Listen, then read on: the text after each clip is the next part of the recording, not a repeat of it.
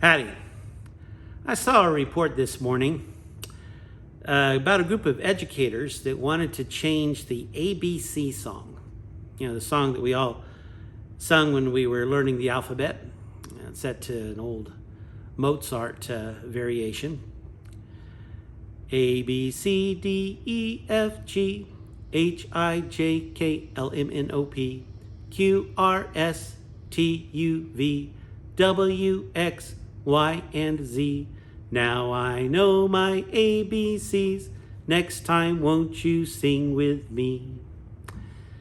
That's a song we all grew up with, and even today I see people, and even me myself, when I am sorting and alphabetizing things, I will sometimes sing that song. It helps me put things in order. Well, what these educators are saying is that real quick run of LMNO is sometimes slurred together, and kids sometimes get the idea that that's one character, LMNO. I must admit that I seem to remember that confused me as a kid as well. And so their idea is using the same tune and using, of course, the same alphabet to break it up just a little bit different. A, B, C, D, E, F, G, H, I, J, K, L, M, N, O, P, Q, R, S, T, U, V, W, X, Y, Z. Now, there's actually a logic to that. There's a lot of crazier things out there. And the point really is to teach the alphabet and in the right order, and it does that. So it's one of those things that it sounds kind of weird, but it accomplishes what it's supposed to accomplish. There is something to be said, however, for continuity. Remember, the people of Israel were taken out of Egypt. For 40 years, they wandered the wilderness. And that experience, that common experience of the Exodus, is what took this ragtag band of escaped slaves and defined them as a people. When we celebrate the Passover Seder, one of the lines is, don't consider this as something that happened to someone long ago, but as something that happened to you.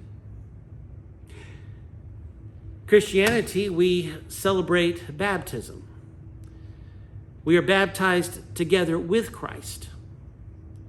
And we celebrate communion, which is taken from the Passover Seder.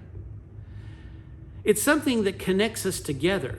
It's something that builds that community, that common experience, so that we know that this is something that our ancestors, from times way before we were born, from Christians of all nations and cultures, have sat together at that table, at that great communion of saints, taking the bread and taking the wine directly from the hand of God. We often don't tell the old stories that we grew up with, sing the old folk songs to our children or grandchildren. We sometimes don't sing those old hymns. They're so rich in theology. They're so rich in faith and teach us so much about Jesus.